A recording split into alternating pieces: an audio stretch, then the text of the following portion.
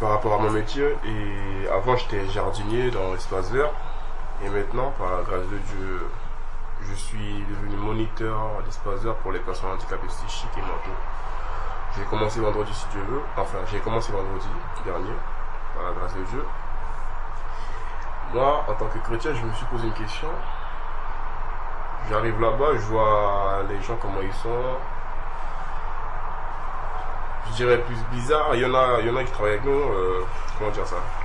Ceux que j'encadre, ils sont presque comme des personnes normales, mais sauf qu'ils ont juste un petit, ils ont juste un petit problème de voilà.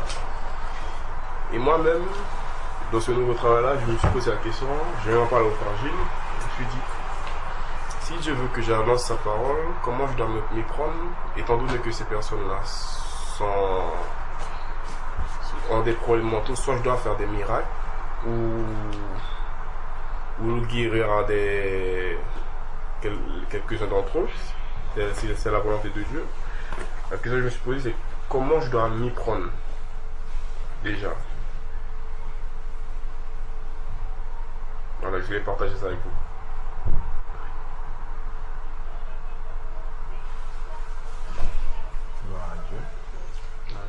C'est Dieu qui met dans le cœur le vouloir et le faire. Donc on bénit son nom déjà de ce que il a ouvert tes yeux sur le besoin de recevoir le Seigneur qu'il a et sur la souffrance de ces personnes. Donc ça déjà c'est un bon point de départ à mon sens, que tu sois sensible que Dieu ne t'a pas envoyé là-bas par hasard.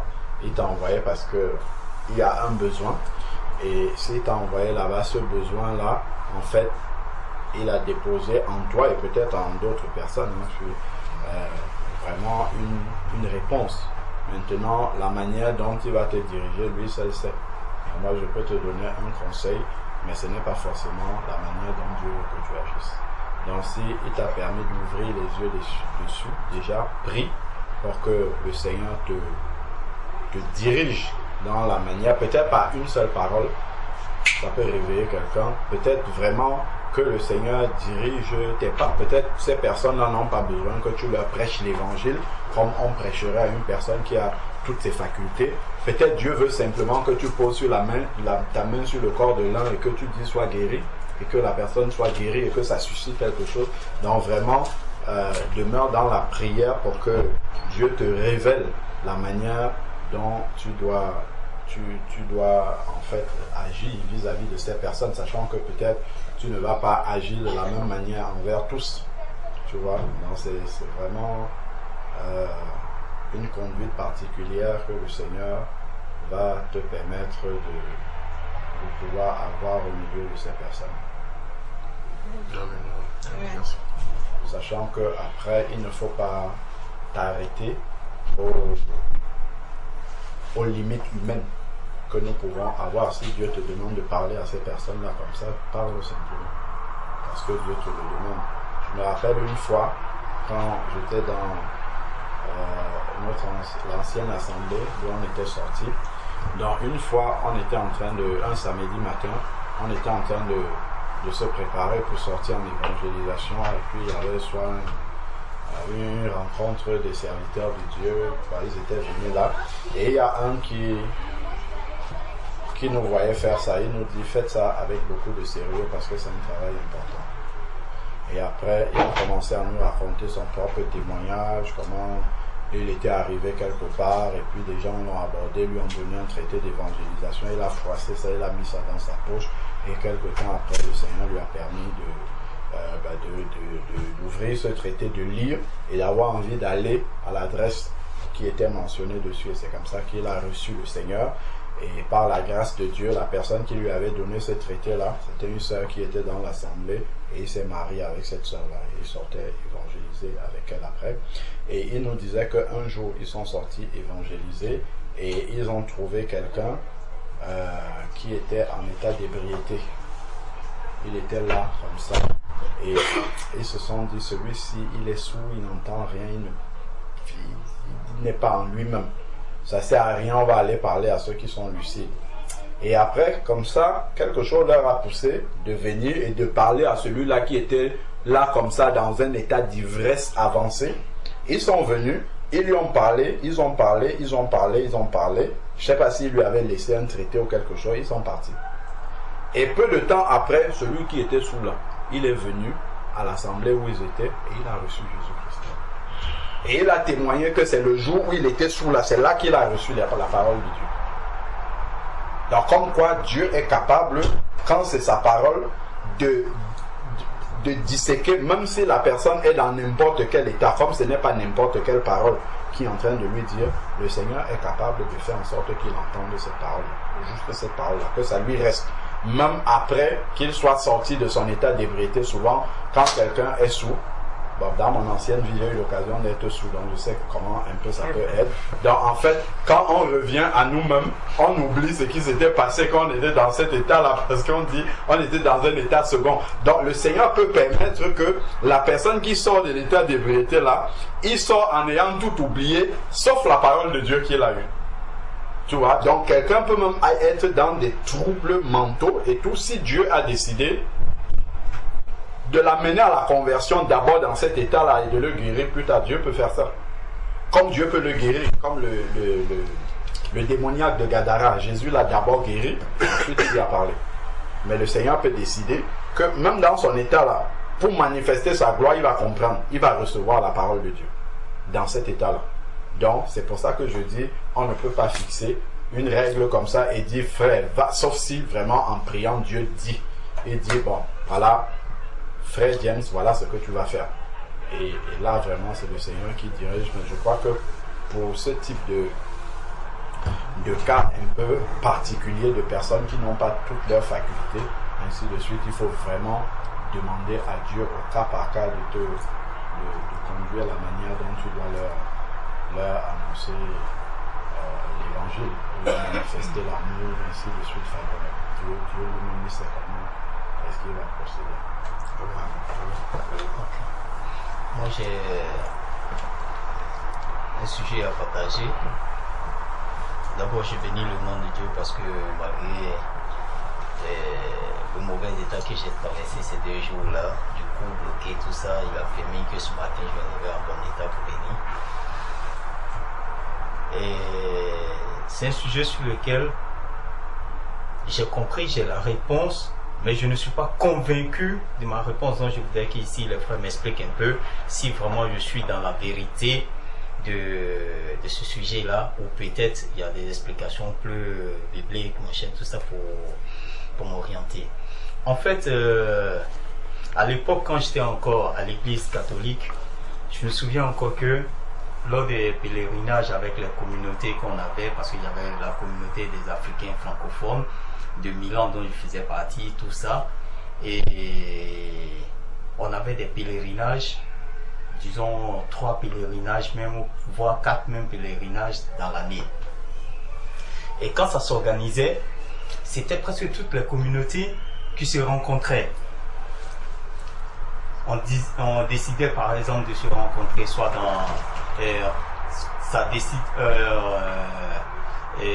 le diocèse, toutes les diocèses décidaient par exemple de se rencontrer dans le département de l'Essonne.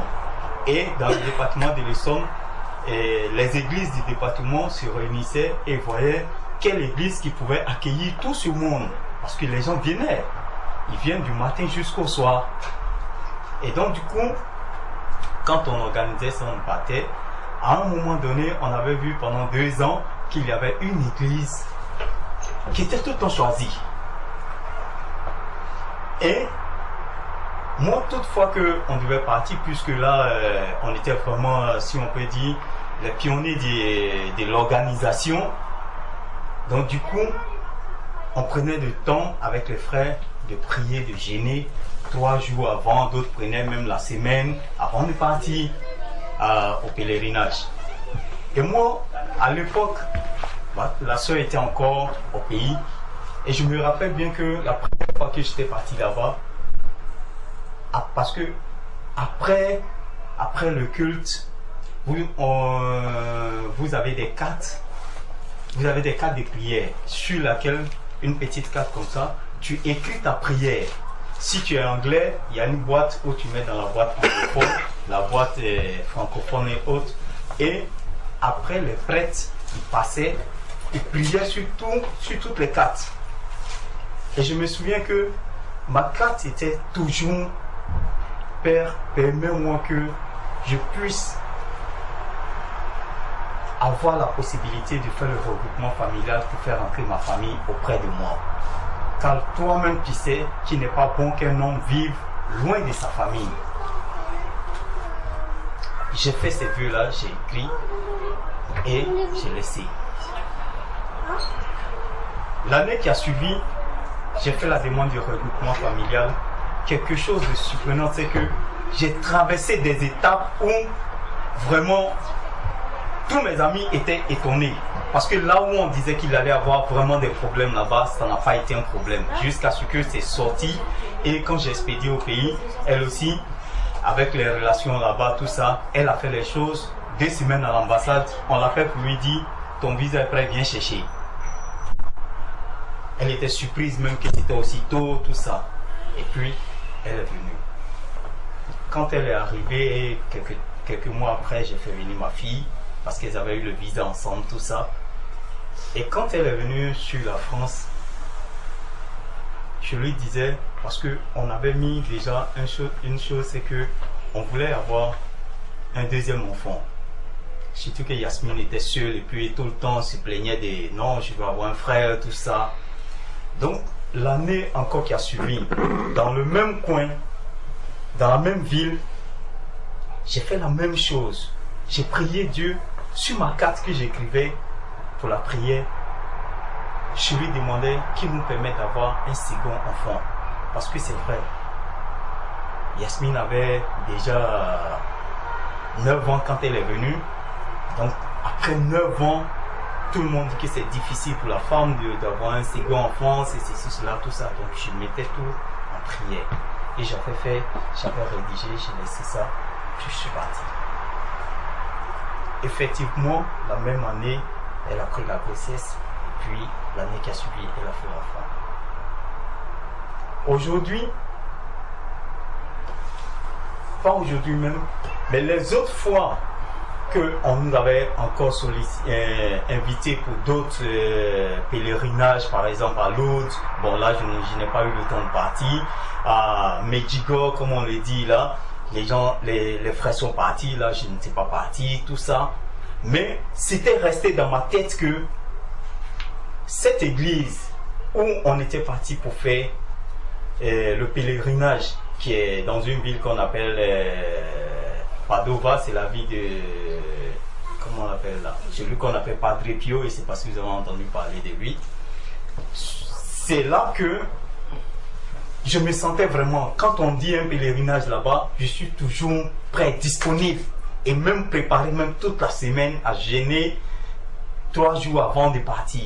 Donc je me posais la question, est-ce que c'est le lieu qui m'est favorable, où Dieu entend plus mes prières, ou c'est parce que Dieu n'a pas d'endroit où il entend la prière de ses enfants.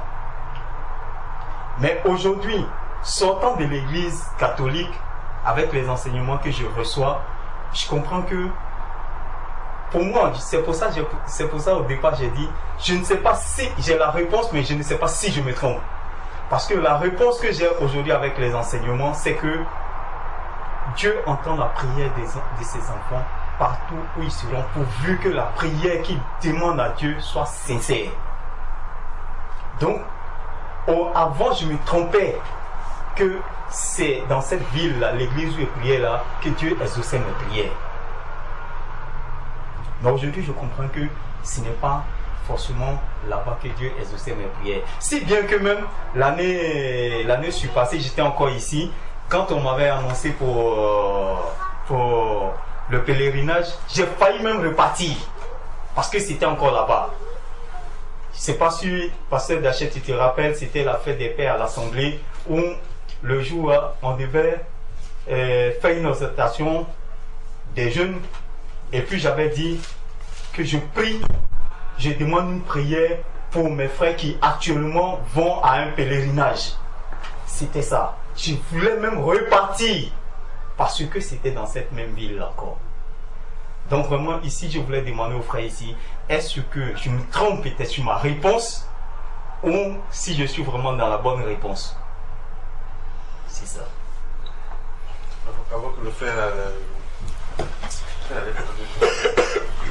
brièvement, on a souvent l'habitude de dire Dieu est omniscient, enfin pas l'habitude de dire mais c'est lui.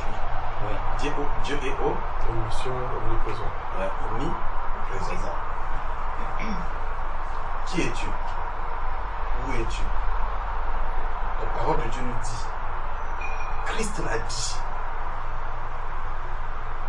Christ l'a dit quand elle a rencontré la femme samaritaine.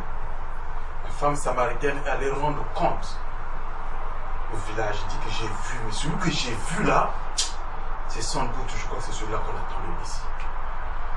Les Samaritains sont allés à la rencontre de Jésus. Jésus les a enseignés, ils étaient convaincus. Ils sont venus, c'est pas parce que tu es venu nous dire que nous croyons que c'est vraiment lui, mais c'est parce que nous-mêmes on a compris que c'est vraiment lui. Et Christ leur a dit quoi? Que l'heure est arrivée, l'heure est venue, et l'heure est déjà là, où les vrais adorateurs adoreront le Père en esprit et en vérité. Et l'esprit n'est pas sur place. L'esprit ne peut pas être un seul endroit, sinon tout le monde se déportera pour aller là-bas. Donc si tu as cru à ton Dieu, que réellement c'est celui-là ton Dieu, mais mon frère, donc tu vas être à un endroit, tu vas quitter la France, tu vas aller en Allemagne, parce qu'on va te dire que non, j'ai eu une situation ici, non, Dieu est toujours là-bas où il est, la dernière fois que je suis allé, donc je dois repartir, poser le... C'est-à-dire que tu vas faire ma demande. Enfin, c'est un exemple, hein, oui, je veux dire. Donc c'est juste pour te dire, c'est ta croyance, c'est ta foi que tu as. Amen. La foi que tu as, la foi de la croyance de ton Dieu que tu as, c'est ça qui est ta réponse. Amen. Amen. Amen. Donc n'importe où, mon frère, n'importe où tu seras, Amen. sous l'eau, dans la forêt, Amen. Amen. Somme 23 nous dit quoi? On va lire Somme 23. Alléluia.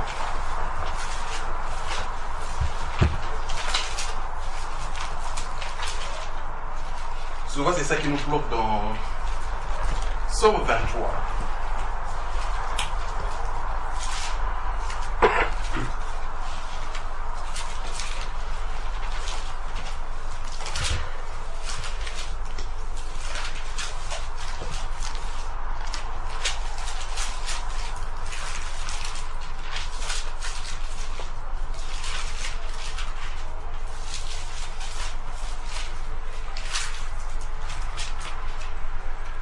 La parole de Dieu dit, l'Éternel est mon berger, je ne manquerai de rien.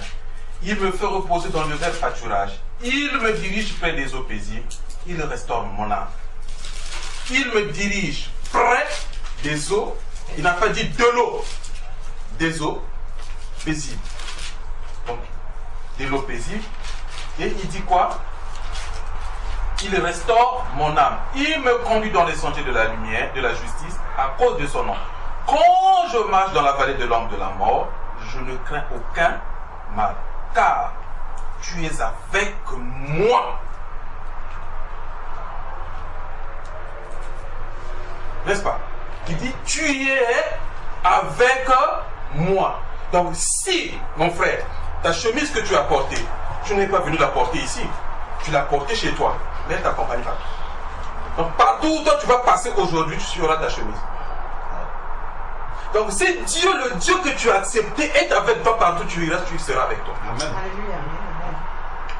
Donc il n'est pas un endroit où tu vas te dire que l'endroit où je l'ai reçu, un exemple le frère a donné ici, le couple qui s'est marié, ils sont allés évangéliser.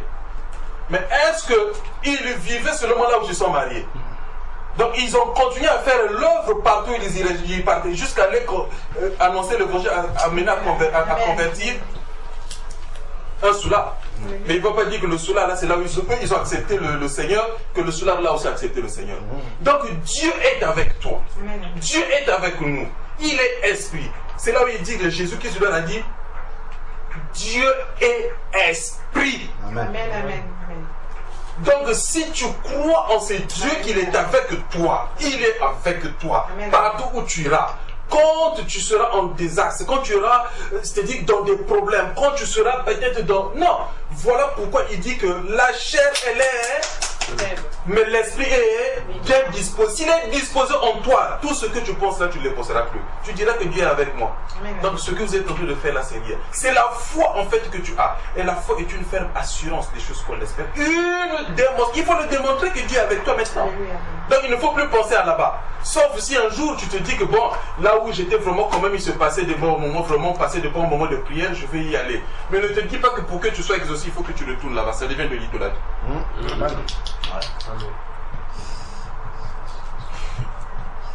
Amen. C'est que tu ne crois que là-bas pour que tu sois exaucé, il faut aller là-bas. C'est que tu ne crois pas en ce Dieu-là, c'est que tu crois à ce lieu-là. Donc c'est ce lieu qui vient en Dieu. C'est que Dieu n'est pas avec toi. Voilà pourquoi moi j'ai toujours dit, ceux qui se trimballent avec des crucifixes, c'est de grands idolâtres.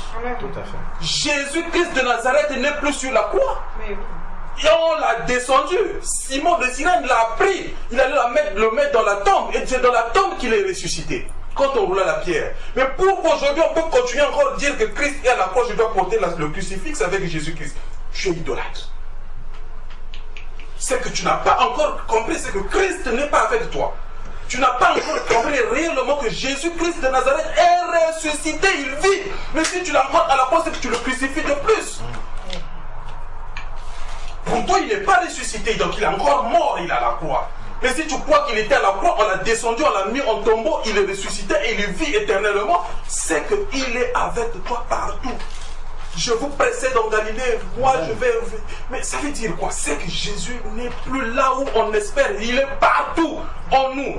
Il est en toi, il est avec toi, il sera avec toi, partout où tu seras. C'est ton assurance.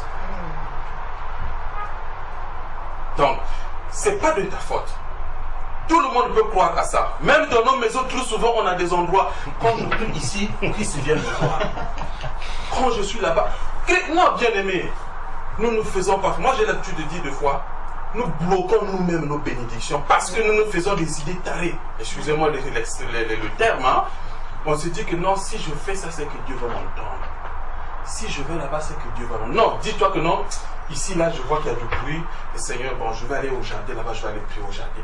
Et avec toi, il t'exauce. Alléluia, amen. Mais c'est pas pour dire que c'est au jardin qu'il va t'exaucer, non. Mais c'est parce que tu te dis que bon, voilà pourquoi les mouvements qu'on fait. Sinon, on serait parti encore à la Courneuve et dire que non, à la Courneuve, là-bas, Dieu nous parle. C'est là-bas qu'il faut aller. Mais nous avons tellement foi que Dieu est avec nous et partout. Aujourd'hui, nous sommes ici. Alléluia. Dieu est là.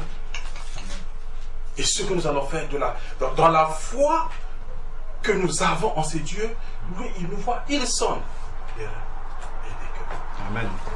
Il te croit, Amen. il te voit, il t'entend. Mais c'est quand toi-même tu vas enlever ça, ça déclenche. Amen. Mais si tu es borné, il te regarde. Parce que sinon, il va se dire que même si je fais, tu ne vas pas croire que lui, là, il a fait. Mais tu vas dire que non, là-bas, Dieu, tu m'as exaucé. Mais je sais que tu es avec moi. Ici aussi, voilà ma situation. Je sais que tu vas agir. Tu es avec moi, tu es mon Dieu. Dieu aime ça et il agit. Amen. Voilà un peu... Gloire à Dieu. Ce que je voulais peut-être ajouter, c'est que avec les enseignements que je reçois des frères, je commençais à comprendre que, en fait, les frères qui continuent d'aller dans ces lieux-là, et même quand on parle d'aujourd'hui, Lod, Medjugorje et autres, tout ça, c'est que moi j'ai compris, ce n'est pas le lieu où il y a forcément la présence de Dieu. Mais en fait, ce que l'être humain n'a pas encore compris, le chrétien n'a pas encore compris, c'est que ce sont des lieux de commerce, de business. Comment on peut dire comme ça? Pourquoi? Parce qu'on dit oui, ça a été un lieu où il y a eu l'apparition de la Vierge Marie. Mais pour un bon chrétien qui connaît bien que la Vierge Marie, ce n'est pas quelqu'un qu'il faut adorer. Moi, aujourd'hui, c'est pourquoi j'ai dit aujourd'hui, moi je l'ai compris par les enseignements que je reçois ici. Sinon, au départ, franchement, si quelqu'un me disait ça peut-être ça allait être la catastrophe, quoi. Donc c'était un peu ça. Si je peux répondre par rapport à ça, il y a d'abord un problème de fond. par rapport à ce qui pousse à considérer cet endroit-là comme étant un endroit particulier de la présence de Dieu. C'est d'abord un problème de fond. Et ça se trouve dans le passage que le frère a cité. Si on lit, on va peut-être mieux comprendre. Dans Jean chapitre 4, lorsque Jésus était avec la femme samaritaine.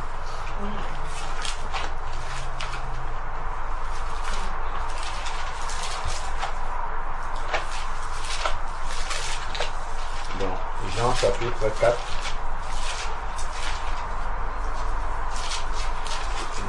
verset 21 et 22.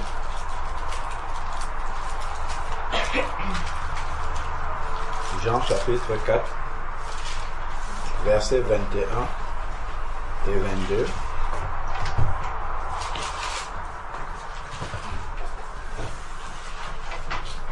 Ouais, c'est bon. Jean 4, versets 21 à 22. Donc, c'est Jésus qui s'entretient avec la femme samaritaine.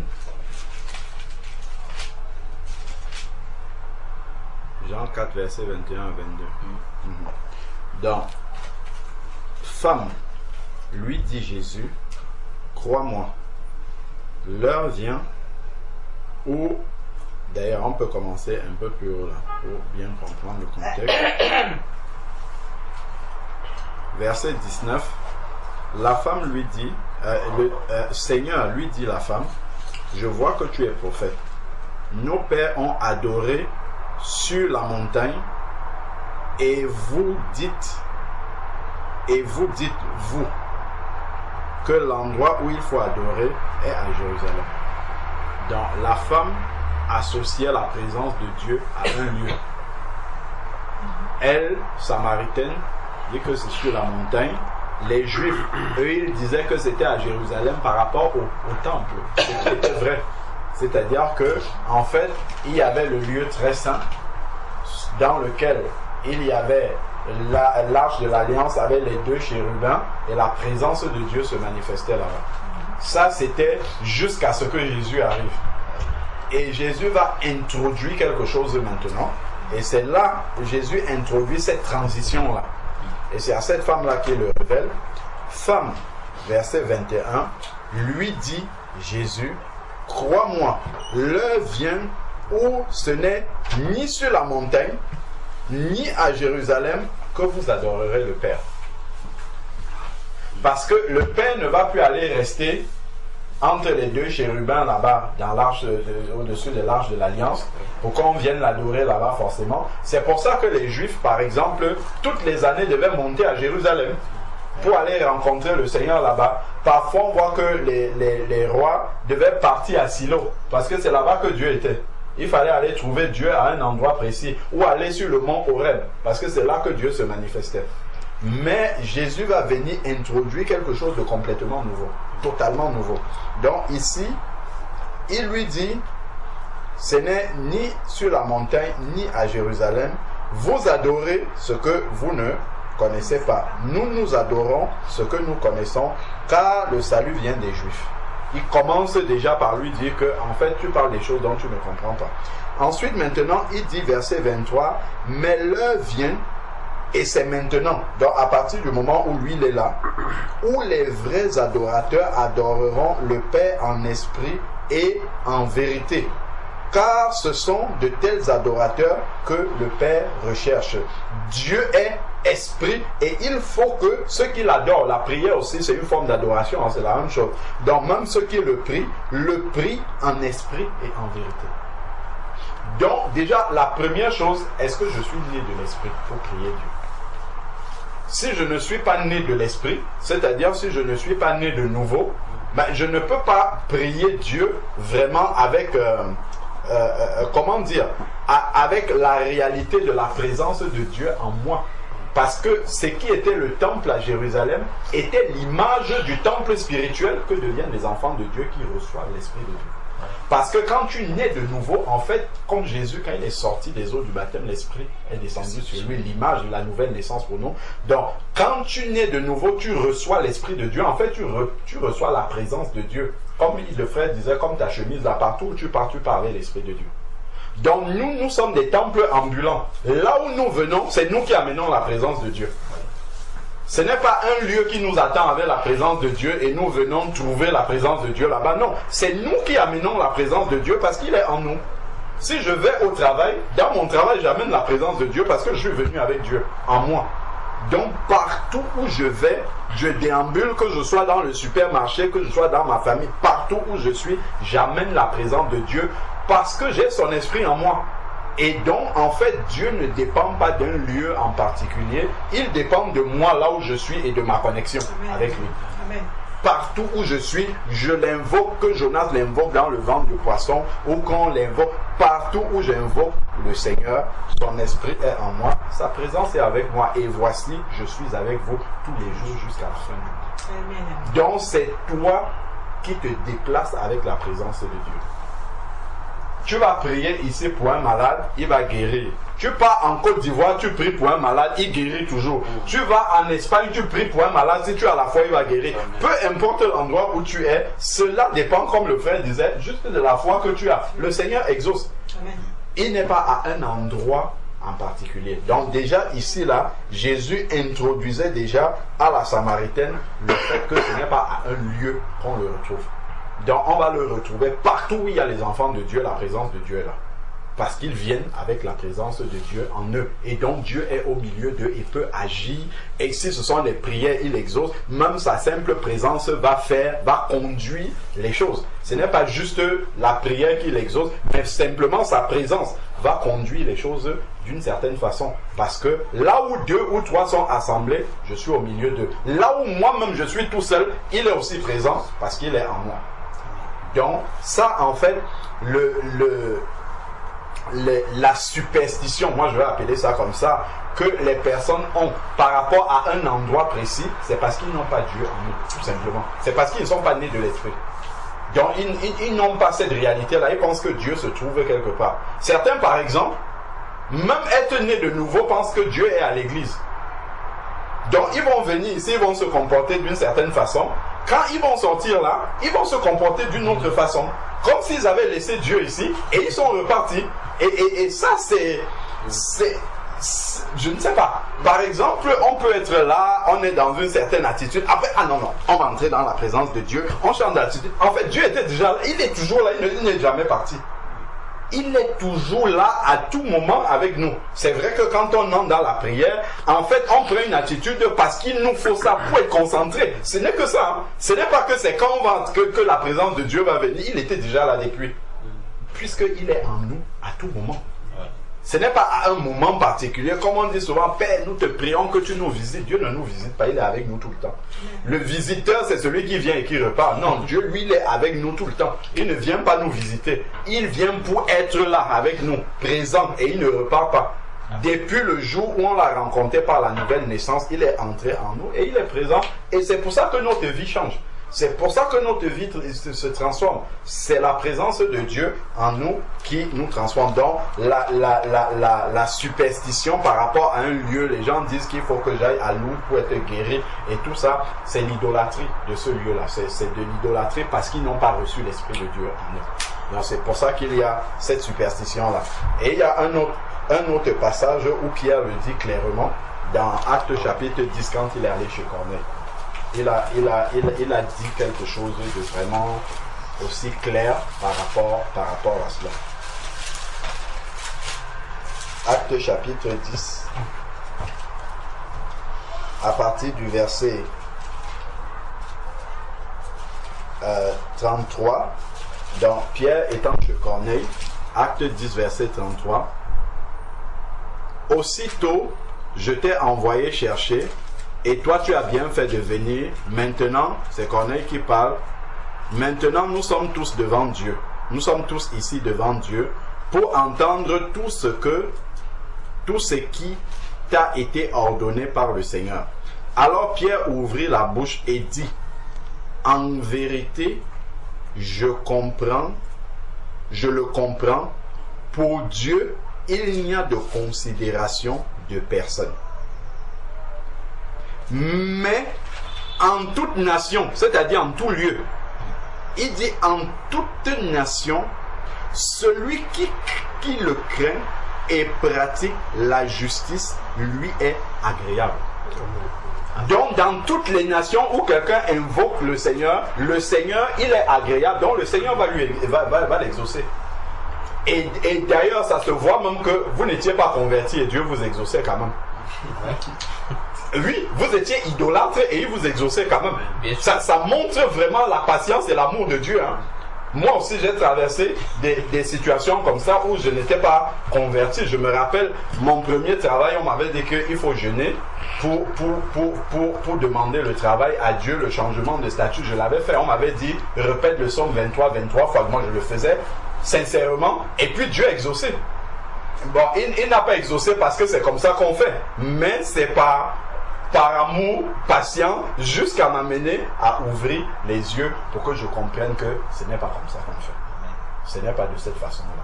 Donc le Seigneur dit bien qu'en toute nation, partout où il y a quelqu'un qui l'invoque d'un cœur pur, il vient, il exauce. Donc Dieu est omniprésent et il n'agit pas simplement dans un lieu. Et le risque justement derrière, c'est de ne pas, c'est de partager la gloire de Dieu avec un endroit. Et c'est pour ça que le frère parlait d'idolâtrie. C'est ça qu'il y a derrière. Et Satan aime bien maintenir les gens comme ça dans l'idolâtrie. Au lieu de donner gloire à Dieu, on va donner gloire à un lieu en particulier. On va bâtir une statue ou un monument là-bas qui va commencer à attirer les gens là-bas qui ne viennent plus pour chercher Dieu, mais qui viennent parce que il y a soi-disant la puissance de Dieu dans ce lieu-là. Donc, maintenant que tu as reçu la lumière par rapport à ça, il faut continuer à prier pour ceux avec qui tu étais hier dans ce lieu-là, pour que eux aussi puissent recevoir l'Esprit de Dieu et quitter ce lieu-là et comprendre que ce n'est pas en restant là-bas que la présence de Dieu est là, mais ils ont la grâce de pouvoir amener la présence de Dieu partout où ils vont et ils n'auront plus l'obligation d'aller dans un lieu pour chercher la présence de Dieu. Si je peux ajouter quelque chose, prenons Jean 5.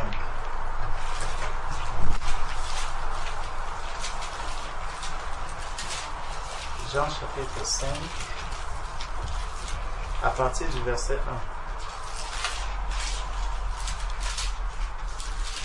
1. Ce qui était, c'est ce qui est, et c'est ce qui sera toujours. Amen. Après cela, il y eut une fête des Juifs, et Jésus monta à Jérusalem. Or, à Jérusalem, près de la porte des brebis, il y a une piscine qui s'appelle en hébreu Bethesda et qui a 5 portiques. Donc, on peut dire, or, à Paris, en France, il y a un endroit, je ne sais dans quelle province, où se trouve Lourdes. C'est dans le sud là-bas. Voilà, dans le sud. Donc, il y a Lourdes là-bas. On décrit bien où se trouve Lourdes. Et on nous dit, sous ces portiques étaient couchés un grand nombre de malades, des aveugles, des boiteux, des paralytiques, qui attendaient le mouvement de l'eau. Car un ange descendait de temps en temps dans la piscine et agitait l'eau. Et celui qui y descendait, le premier, après que l'eau avait été agitée, était guéri, quelle que fût sa maladie. Donc, on voit ici une piscine dans laquelle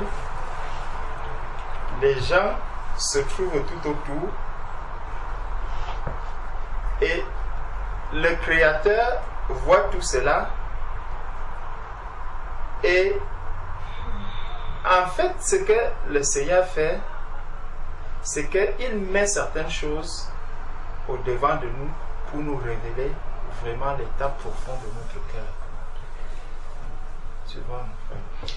Parce que le miracle, et ça c'est quelque chose de très dangereux. Certaines choses que les hommes reçoivent, que ce soit les païens, surtout les païens, même les chrétiens, cela peut être, sera même pour eux un jugement par la suite. Parce que le Seigneur va faire des reproches à Matthieu 11, on va le voir, à Matthieu 11, à ceux qui ont vu des miracles, mais qui sont restés au niveau des miracles. Est-ce que tu vois? C'est que les gens ne se posent pas la question de savoir si même à Lourdes, il y a quelque chose qui guérit. Qu'est-ce qui peut faire en sorte que juste peut-être une pierre ou ceci, je n'ai jamais été là-bas, je ne sais même pas comment est-ce que c'est constitué et tout, mais comment est-ce que peut-être une pierre, un endroit, les gens peuvent arriver là, quelqu'un ressort, il dit j'étais malade, maintenant en retournant je suis guéri. D'où est venue cette pierre et toutes ces questions? L'être humain se contente du fait que je suis allé à Lourdes, je suis guéri. Bon, est-ce que c'est une véritable guérison? Est-ce que c'est une guérison parce que si quelqu'un était aveugle et qu'il voit maintenant clairement, bon, ça, je ne sais pas s'il y a ces témoignages et si c'est constant, si c'est continuel. Parce que ici, quand on regarde dans le cas de Jean 5, on nous dit bien que chaque fois, et on va nous dire par la suite que peu importe la qualité de maladie, tu vois, et c'est l'ange qui vient. Et regardons bien ce qu'ils nous disent. Et ça va nous montrer la différence entre lorsque Dieu va par exemple agir, si c'est Dieu qui agit vraiment à Lourdes, tu vois, si c'est Dieu qui agit à Lourdes ou si ce n'est pas Dieu. Parce que voici un cas ici.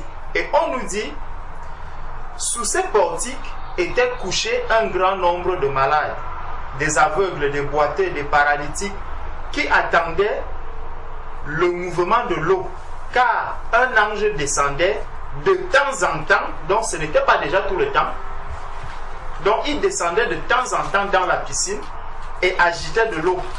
Et celui qui descendait, le premier, après que l'eau avait été agitée, était guéri, quelle que fût sa maladie. Donc nous voyons que déjà c'est de temps en temps, donc ce n'est pas tout le temps, ce n'est pas avec n'importe quel vent qui vient. On nous dit de temps en temps, quand l'eau est agitée, les gens voient comment l'ange descend, et dès que l'ange descend, il y a un mouvement qui va s'effectuer, et celui qui tombe dans l'eau, quelle que soit sa maladie.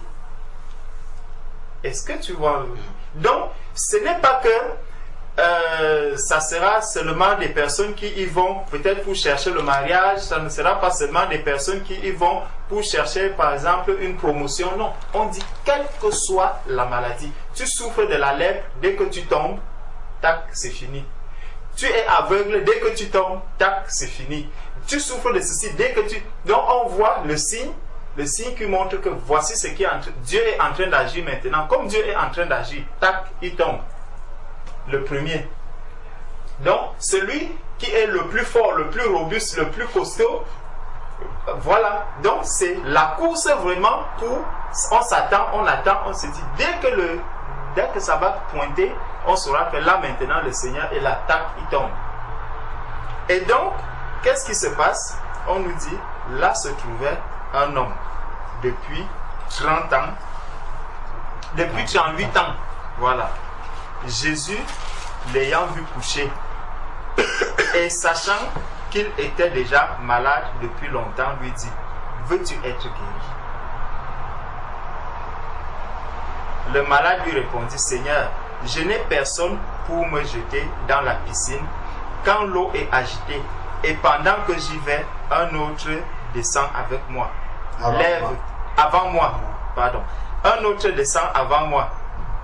Verset 8. Lève-toi, lui dit Jésus, prends ton lit et marche. Tu vois, Jésus n'a pas besoin qu'un ange descende du ciel, qu'une eau fasse ceci, qu'une eau fasse cela, qu'un endroit soit obscur, que ce soit dans un coin, dans ceci. Non. Quand je m'adresse à Jésus, Jésus agit. Est-ce que tu vois? Jésus agit. Maintenant, quand des choses se passent autour de nous, où les gens vont dire, il y a à tel coin, où je suis déjà en train, chaque fois que je me retrouve dans tel coin, il y a, faisons très attention quand nous nous trouvons dans de telles situations. Le frère parlait justement de l'idolâtrie, mais le Seigneur justement peut amener les gens vraiment à obtenir même des guérisons là à Lourdes. Tu vois, ils vont obtenir des guérisons à Lourdes, ils vont obtenir tout ce qu'ils veulent au niveau de Lourdes. Mais ces personnes, s'ils ne font pas attention, ils vont être aveuglés et ils vont dépendre entièrement et totalement de Lourdes. Mais c'est ce qu'il a dit. Voilà, ils ne chercheront plus jamais le Seigneur. Ils ne chercheront parce que il y a une chose dont le Seigneur a en horreur, c'est l'idolâtrie. C'est l'idolâtrie. Le Seigneur n'aime pas du tout. Quand tu regardes un peu comment le Seigneur s'était irrité contre le peuple d'Israël à cause de l'idolâtrie. Quand vous voyez que Moïse même avait cassé la table des lois, parce qu'il savait ce que l'idolâtrie peut représenter aux yeux du Seigneur. C'est quand même quelque chose de chaud, hein? Il a la table des lois, il sait que voir. Parce que la loi, c'est quand même ce que la grâce a remplacé pour les chrétiens. Mais Moïse a pu la casser quand il a vu ce qui était en train de se passer. Et les hommes se tournent vers ces monuments. Ce n'est pas seulement à Lourdes. Il y a des endroits où on dit Marie a apparu à tel endroit. Les gens courent, ils commencent à gratter des arbres. Je me rappelle au Cameroun, il y a une femme qui a dit qu'elle a vu une apparition de Marie dans sa maison. Et ils ont même commencé à faire payer les gens pour entrer dans cette maison. Tout à fait, exactement. Vous voyez? Ça, c'est vraiment pour... Et de quelle Marie est-ce que vous êtes même en train de parler? Comment est-ce que ces personnes même qui vont chercher, est-ce qu'ils lisent même la Bible? De quoi est-ce qu'ils sont en train de parler? Tout ça, c'est vraiment pour que le monde voit. Et à partir de là, le Seigneur montre, révèle vraiment au monde qui est chrétien, qui ne l'est pas. Qui croit réellement à Dieu, qui ne croit pas à ce Dieu. Parce que quand tu vas voir quelqu'un aller à Lourdes, il est rentré de Lourdes, il n'avait pas de travail, il a un travail. Vous êtes tous les deux des chrétiens. Comment seras-tu dans ton cœur? Est-ce que tu ne seras pas aussi à un moment donné sensible en te disant, hey, peut-être que Dieu est vraiment là-bas à Lourdes. On vous dira qu'il est là-bas, n'y allez pas. Est-ce que cette parole-là, tu vas vraiment la garder dans ton cœur? Ou tu vas voir la promotion que mon frère a. Aujourd'hui, il était caporal-chef. Il est reparti à Lourdes. Quand il est rentré de caporal, on l'a nommé sergent. Il est reparti à Lourdes. Quand il est rentré de là-bas, il est monté commandant. Est-ce que tu vas tenir? Parce que pour toi, ça sera que c'est Lourdes qui lui donne la promotion. Et tu te vois là, tu es encore balayeur. Tu te dis, est-ce que je ne dois pas aussi aller faire un tour à Lourdes? Toutes ces choses sont dans le monde vraiment pour que le tamis se fasse entre ceux qui ont véritablement accepté le Seigneur et ceux qui sont à cheval entre le Seigneur et le monde. On regarde. Dans Matthieu, prenons maintenant Matthieu 11.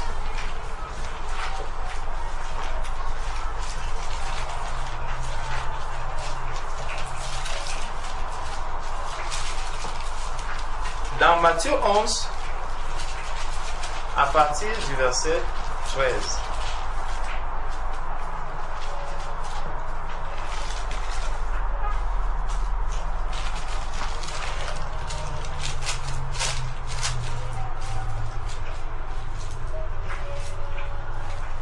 Matthieu 11 à partir du verset 13. Car tous les prophètes et la loi ont prophétisé jusqu'à Jean. Et si vous voulez le comprendre, c'est lui qui est l'Élie qui devait venir, que celui qui a des oreilles pour entendre, entende. À qui... Non, commençons même au verset 20. C'est là. Alors il se mit à faire des reproches aux villes dans lesquelles avaient eu lieu la plupart de ces miracles. Là, on parle des miracles du Seigneur. Donc là, on a d'abord essayé de voir les miracles. Là, on parle vraiment des miracles que le Seigneur faisait. Il dit, parce qu'elle ne s'était pas... Alors il se mit à faire des reproches aux villes dans lesquelles avaient eu lieu la plupart de ces miracles, parce qu'elles ne s'étaient pas repenties. Ce que l'être humain doit comprendre, c'est que lorsque les miracles même s'accomplissent venant du Seigneur, c'est parce que le Seigneur veut amener le cœur de l'être humain à la repentance, à comprendre qu'il y a un Dieu suprême qui fait des miracles, qui fait des choses extraordinaires. Et ce Dieu-là est saint, ce Dieu-là est parfait. Donc quand je vois de telles choses, je lis dans la parole que ce Dieu a préparé un jugement pour ceux qui vont s'endurcir, pour ceux qui ne viendront pas à lui, pour ceux qui ne le connaîtront pas. Il y a un jugement pour eux. La seule chose qui doit arriver dans leur vie, c'est se repentir et se mettre en ordre vis-à-vis du Seigneur. Amen. Donc c'est vraiment pour ça que tous ces miracles-là qui se passent, à gauche, à droite, c'est pour ça qu'il y a des miracles. Donc quand même les gens vont à Lourdes, les gens vont soit à de Fatima, ou à tous ces... Si même ces miracles venaient de Dieu, les gens doivent comprendre que le but de ces miracles, c'est qu'ils soient conduits à la repentance. Amen. Et se repentir, et lorsqu'ils se sont repentis, ils se détournent maintenant, parce que leurs yeux doivent s'ouvrir. Quand vous regardez par exemple dans Jean 5, celui qui a fini, celui qui avait reçu, le paralytique qui avait reçu la guérison du Seigneur, il n'est plus resté là parce qu'il comprend que Jésus est plus puissant que la simple eau qui est là. Jésus est plus puissant. Pendant que vous allez attendre de temps en temps, le Seigneur nous a dit, je suis avec vous tous les jours. Le Seigneur est venu présentement devant quelqu'un, il lui a dit, toi, ne regarde pas tout ce qui est en train de se passer là. Ceux-là, ils sont en observation et c'est pour leur montrer déjà, logiquement, quelque chose ressort même de cette scène de Jean 5. Si vraiment ces personnes avaient un minimum d'amour en eux, je suis là, je vois un aveugle, je suis baraqué costaud et j'ai peut-être le palu. Je vois quelqu'un qui est aveugle devant moi. Quand vraiment l'ange descend, qu'est-ce que je dois faire? Prendre l'aveugle, le balancer dans l'eau. Et là, on voit quelqu'un qui a l'amour. Quelqu'un qui connaît même le Seigneur. Là, on le voit. Et là, on voit que celui-ci, vraiment, il renonce à lui-même. Ça veut dire qu'il est prêt vraiment à donner sa vie pour ceux qui sont en souffrance à côté de lui. Et tu vois, donc, mais là, il y a de l'égoïsme vraiment qui se manifeste. Il y a l'égoïsme qui se manifeste. Quand tu arrives un peu dans ces milieux, les gens de Lourdes et tout. Va là-bas et tu es peut-être un aveugle, un mendiant. Dis à quelqu'un qui va à Lourdes régulièrement que vraiment, je veux aussi aller à Lourdes, je suis aveugle. Est-ce que tu peux me... Elle dit non, ma voiture est pleine parce que mes enfants, il y a toute ma famille et tout qui sont là. Et ça, c'est vraiment des chrétiens. Donc, si vraiment c'est des personnes qui avaient l'amour du Seigneur, qui étaient vraiment disciples du Seigneur, en allant à ce Lourdes-là, qu'est-ce qu'ils devraient faire? Chercher des personnes vraiment qui ont un grand handicap en eux, qui ont vraiment une grande souffrance en eux, et leur dire, je vous transporte et je vais vous déposer à Lourdes. Il devrait avoir des chrétiens vraiment qui sont engagés et qui font uniquement ce travail. Si cela était des chrétiens, ils devaient vraiment faire ce travail. Mais quand tu vois, on va te dire, on va en pèlerinage. Le pèlerinage, il est payant. C'est payant le transport. Voilà. Tu vas arriver là-bas, tu vas peut-être payer l'hôtel et tout, là où il faut. La nourriture même est chère dans des endroits pareils. Donc, ce n'est pas à la portée de tout le monde. Comment donc Dieu va sélectionner des personnes, des êtres humains pour dire que c'est ceux qui sont riches maintenant qui doivent aller obtenir la guérison? est-ce que c'est encore le Dieu qui est venu pour sauver ceux qui étaient perdus? Hein? Ou est-ce qu'il est en train d'appliquer le verset qui dit qu'on donnera à ceux qui en ont et on va retirer à ceux qui n'en ont pas? Donc ceux qui en ont, voilà encore Lourdes, je vous donne Lourdes pour que vous ayez encore. Tu vois, dans des petites choses comme ça, on voit que vraiment ce qu'ils sont en train de faire là, en fait, il y a quelqu'un d'autre, il y a un autre esprit qui est là derrière. Ce n'est pas l'esprit du Seigneur. Parce que si c'est autant coûteux, si c'est autant difficile même d'accès aux plus pauvres, c'est qu'il y a un problème. Donc le Seigneur vient dire que les miracles ont été accomplis, ce n'était pas pour rien. Et que ces miracles-là, Jésus fait une reproche. Il fait une reproche aux personnes qui ont vu ces miracles. Et il dit, malheur à toi, Chorazin, malheur à toi, Bethsaïda, car si les miracles qui ont été faits au milieu de vous avaient été faits dans Tyr et Sidon, il y a longtemps, qu'elle se serait repentie en prenant le sac et la cendre. Donc même dans des endroits où même le Seigneur a accordé des dons aux personnes, où les miracles s'accomplissent, c'est vraiment des personnes, des assemblées dans lesquelles les gens doivent faire très attention à leur marche avec le Seigneur, à leur consécration. Les gens doivent faire très attention, parce que le Seigneur va leur dire, je vous ai accordé des dons, vous avez vu des miracles, vous avez vu des choses extraordinaires, que beaucoup d'assemblées recherchaient, beaucoup criaient en moi. Je recevais des parfums ici, des personnes qui criaient, qui pleuraient, que Seigneur, fais-nous grâce, des dons, nous voulons des dons. Mais à votre assemblée, j'ai donné ces dons. Regardez dans quel état vous vous trouvez. Donc c'est dangereux. Quand bien même on reçoit les miracles du Seigneur, c'est très dangereux.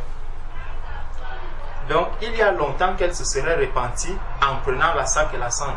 C'est pourquoi je vous le dis, au jour du jugement, quand on cherche les miracles, quand ces miracles-là vont s'accomplir, quand ces dons-là vont se manifester, attention. Il dit, c'est pourquoi le jour, je vous le dis, au jour du jugement, Tyr et Sidon seront traités moins rigoureusement que vous. Et toi, Capernaum, seras-tu élevé jusqu'au ciel? Non, tu seras abaissé jusqu'au séjour des morts. Car si les miracles qui ont été faits au milieu de toi avaient été faits dans Sodome, regardez à qui est-ce qu'il compare. À Sodome qu'il a brûlé. Il dit, les miracles, si ces miracles ont été faits à Sodome, elles subsisteraient encore aujourd'hui. Ah, mes frères, vraiment, il y a des choses que, quand on prie le Seigneur, quand on crie, on pleure devant le Seigneur, donne-nous. N'oublions pas la caille qui a fait mourir le peuple d'Israël parce qu'il voulait manger la chair. Ce n'est pas pour dire que c'est mauvais. Hein? C'est pourquoi je vous le dis, au jour du jugement, le pays de Sodome sera traité moins rigoureusement que toi. Le jugement qui va arriver à Sodome sera moins rigoureux, moins fort, moins dur que ce qui arrivera dans les assemblées où il s'opère des miracles. Amen. C'est ce que le Seigneur est en train de dire ici. Donc, si on se trouve dans une telle assemblée, je ne dis pas que fuyons. Non, ne fuyons pas. Mais le Seigneur nous dit que ce que nous avons à faire, c'est de se repentir. Le Seigneur attend de nous une puissante repentance. Donc, voilà ce que je pouvais ajouter. Amen. Amen. Donc, si j'ai bien compris, la dernière partie des miracles, c'est que là où, dans les assemblées où il y a des miracles, ces miracles-là, il faut savoir les exploiter, ou au cas contraire, tu seras jugé sévèrement. Que celui qui a les oreilles entende. Amen. En fait, le Seigneur, comme il le dit dans un autre verset, il dit que celui à qui on a beaucoup donné, il lui sera aussi beaucoup demandé. Et il n'y a pas que les miracles, les guérisons, même la puissance de la parole de Dieu. Amen. Amen. Quand on est tout le temps en train de dire ici, ah, ce qu'on nous prêche là, on ne prêche pas ça ailleurs, faisons très attention à ce que nous Amen. entendons. Amen. Parce que de la même manière que nous entendons des enseignements consistants où vraiment on sent la main de Dieu, Dieu sera très exigeant envers nous.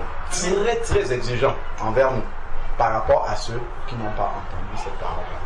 De la même manière, ceux qui ont lu que impose les mains aux malades et qui l'ont vu manifester, Dieu sera plus exigeant parce qu'en fait, eux, ils n'auront aucune excuse. Parce que Dieu se sera manifesté à eux, pas seulement par la foi, même par la vue. Dieu leur aura permis de voir. Alors que ailleurs, c'est juste par la foi que les gens croient que Dieu guérit encore aujourd'hui, mais ils n'ont jamais vu. Mais Dieu a accordé la grâce. Vous a accordé la grâce de voir ces choses-là manifester. Mais par contre, dans votre manière de marcher, vous êtes pire que ceux qui ne voient pas ça. Tu vois, c'est en ce sens-là que Dieu sera exigeant, parce que celui à qui il a beaucoup donné, il sera aussi très exigeant vis-à-vis de celui-là. À la fois ce qu'on a entendu, ce qu'on a vu, Dieu à l'œuvre, ainsi de suite. Parfois, Dieu jugeait même le peuple d'Israël plus sévèrement que les nations, parce qu'ils avaient vu la main de Dieu. D'ailleurs, regardez, quel est le peuple dans le monde qui a subi le plus? Les gens aiment souvent comparer l'esclavage. Vous avez vu un peu les images de la Shoah? C'est le peuple qui a le plus souffert au monde. Hein. Quand on montre comment on les met dans les chambres à gaz, on les gaze comme c'est le peuple de Dieu. Hein. C'est parce qu'ils sont enfants de Dieu que Dieu fait ça. C'est parce qu'ils ont rejeté le Messie. Ils ont dit que leur sang, son sang retombe sur nous et sur nos enfants. C'est ça qu'ils sont en train de subir. Parce que c'est un peuple sur lequel la main de Dieu est de la même manière le jugement de Dieu aussi sur eux. Mais c'est le peuple je ne sais pas s'il y a un peuple qui a souffert comme les Juifs dans le monde entier et qui souffre encore l'antisémitisme et ainsi de suite. Parce que justement Dieu leur a tellement donné qu'il est aussi très exigeant vis-à-vis d'eux.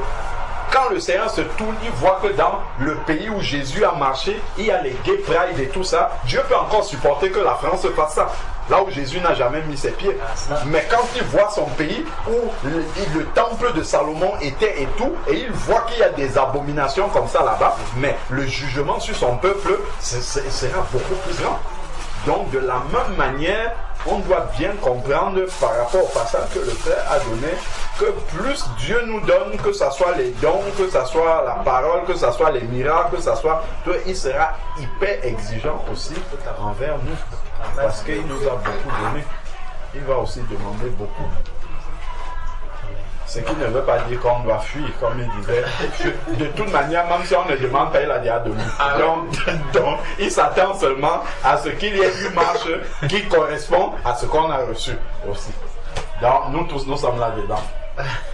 D'où on doit commencer par la repentance et crier à lui pour qu'il nous aide à au moins marcher dans, même si c'est les 1 millième de ce qu'on entend là, au moins qu'on commence à le mettre. Si on fait le constat aujourd'hui, là où on parle plus de miracles, la repentance n'y est presque pas. Malheureusement. On va vous parler plus de miracles, de puissance, on ne va pas vous parler de la repentance. Et le jugement, c'est là où il va être un peu plus sévère. Parce que le miracle peut être, n'importe qui peut recevoir le miracle, n'importe qui peut opérer le miracle s'il a la parole. Parce que c'est l'accomplissement de la parole qui donne le miracle. Amen. Même si aujourd'hui, pour certains, veulent priver la paix, la joie, c'est-à-dire le salut même au peuple de Dieu, c'est là où Jésus disait, laissez les aveugles comme les aveugles. Mais si vous, vraiment, vous avez la lumière que vous voyez, ce que tu peux faire, tends le bâton à celui qui veut te suivre. Tu vas avec. Parce que sinon, aujourd'hui, vous allez voir, nous sommes combien aujourd'hui? Si seulement on ne faisait véhiculer des miracles, on dit que non, là-bas à l'église. Mais il y a quelqu'un qui est tombé là-bas qui roulait par terre. Il y a quelqu'un qu'on a fait ceci, cela. Vous allez comprendre, vous allez trouver que les gens, quand les écoles vont partir, parce que le peuple suit le miracle. Mais est-ce que le miracle qui est en train d'être trouvé ou fait, comme disait le frère, connaissez-vous l'origine, la source? À Lourdes, où on dit qu'il y a des miracles là-bas, comme il a vient de le dire, est-ce qu'on sait d'où vient ce miracle-là? Mais si nous savons seulement à Lourdes, parce qu'on dit qu'il y a des aveugles qui guérissent, il y a ceci qui guérissent. Mais qu'est-ce qui vous conduit, qui vous convainc que là-bas c'est vraiment l'Esprit de Dieu qui vient? Donc voilà pourquoi vous qui êtes en train de le faire, le jugement, amenez les gens à la repentance, de comprendre réellement d'où est-ce que peut nous venir le miracle, d'où est-ce que peut nous venir. C'est là, comme dit le frère, il faut qu'on fasse aussi attention à nous-mêmes qui, dans les endroits que nous allons, comme je le disais, dans les assemblées par exemple, si tu vois dans le passé, quelqu'un va parler du miracle. Dieu dit, il faut qu'on fasse la délivrance, on fait aussi. Et toi qui le dis, j'ai vu un esprit, mais va, commande à l'esprit de sortir. Parce que si Dieu te donne la vision, tu dis que non, il y a un esprit, Dieu aussi te donne aussi le pouvoir de dire esprit sort. Mais très souvent il dit il y a un esprit, mais lui-même il est incapable d'invoquer le nom du Seigneur pour que cet esprit-là sorte. Mais maintenant il va te demander. Non mais je vous dis, il va déléguer d'autres personnes. Pour aller prier. Ça je vous le dis, j'ai été dans le. Parfois on vous dit délivrance. Va programmer la délivrance. Il y a un esprit dans le corps de la personne. Dis donc on va programmer, d'accord? Un jour, 2 jours, ça dépend, on va prier pour la personne. Je fais cette délivrance. Mais viens, on va partir. Il dit allez-y, je vous suis. Je vais venir. Vous ne verrez jamais cette personne-là. Non, vous avez Dieu avec vous, Dieu, mais je dis qu'il faut. Mais donc, on va faire la délivrance, on va prier pour la personne ensemble. Jamais. Jamais. Le temps de voir Dieu a fait grâce vraiment pour prier pour jamais. Jamais vu. Après, ça emmène en fait à comprendre, il dit, mais qu'est-ce qui se passe? Donc c'est pour dire, c'est pas partout là où on parle de puissance ou des miracles là, vous allez comprendre que vraiment Dieu est là. Dieu est vraiment, c'est avec l'Esprit de Dieu que les choses sont en train d'être faites. Amen. Mais la connaissance, la parole de Dieu qui est en train d'être enseignée, c'est ça la force et la puissance. Amen. C'est ça qui emmène vraiment à la délivrance. Parce que la parole de Dieu qui vient, qui te convainc de ne plus manger soit de légumes, c'est un exemple que je prends. Il dit que tu ne dois plus manger de légumes parce que devant Dieu c'est mauvais, c'est un péché. Tu as déjà ta délivrance. Parfois on n'a plus besoin même d'imposer la main ou de recommander quoi que ce soit parce que du moment que Christ a déjà pris selon en toi la parole de Dieu t'emmène déjà ça. Lui-même il a dit à ses disciples, il vient, les disciples lui disent maître, voilà il y a un cas de maladie ici, nous on n'a pas réussi vraiment à délivrer cet esprit. Il dit, vous êtes effrayés, nous sommes de peu de foi. Mais cet enfant était à terre et nous roulait parce qu'il était habité d'un mauvais esprit. Christ a recommandé à ce que cet esprit sorte du corps de l'enfant qui était habité d'un esprit. Et qu'est-ce qui s'est passé? L'enfant s'est relevé après qu'il ait reçu la délivrance. Mais rendons-nous compte aujourd'hui, il y en a beaucoup qui tombent et disent que non, l'esprit de Python, il tombe, l'esprit ceci, l'esprit humain ou bien c'est un esprit de Marie de lui, un exemple, comme aujourd'hui c'est surtout ça. Mais la personne va tomber, va rouler jusqu'à ce que la personne va relever, le verre va encore retomber. 3-4 jours, c'est la même chose, c'est la routine. Mais est-ce que cet esprit-là, vraiment, c'est vraiment la puissance de Dieu que nous connaissons? Parce que la puissance de Dieu, quand elle vient, elle opère. Et la personne est libérée. La personne reçoit la guérison, la personne reçoit la délivrance, la personne reçoit. Mais si ça devient des choses, ça devient comme un endroit où maintenant, comme on doit voir les miracles ou qui s'opèrent des puissances, après, il faut qu'on arrive à se poser la question. Si réellement, c'est l'esprit de Dieu qui opère et que nous sommes vraiment dans le